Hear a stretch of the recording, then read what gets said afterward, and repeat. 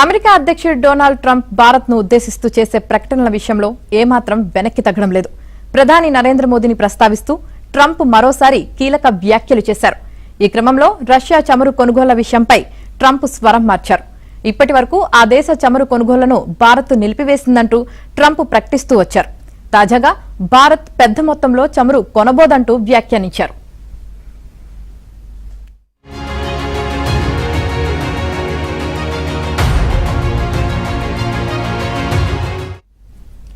White house లో దీపావళి వేడుకలను నిర్వహించారు. ఇందులో ట్రంప్ తో సహా కీలక అధికారులు పాల్గొన్నారు.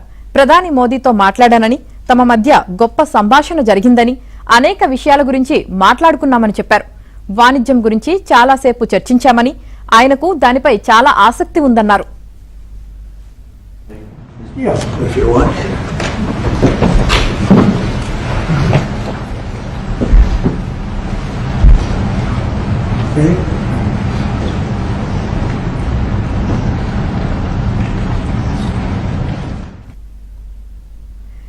ఇరు దేశాల మధ్య కొన్ని ముఖ్యమైన ఒప్పందాల కోసం పనిచేస్తున్నామని ట్రంప్ తెలిపారు.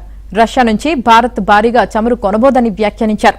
అయితే మొన్నటి వరకు ఈ చమురు కొనుగోళ్లను భారత్ నిలిపివేసిందంటూ ట్రంపే స్వయంగా ప్రకటించారు. ఈ విషయంలో తాజాగా అధ్యక్షుడి స్వరం మారింది.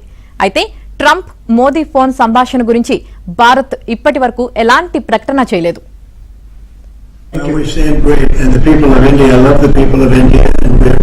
Working on some great deals between our countries. I spoke to Prime Minister Modi today, as I mentioned before, and we just have a very good relationship.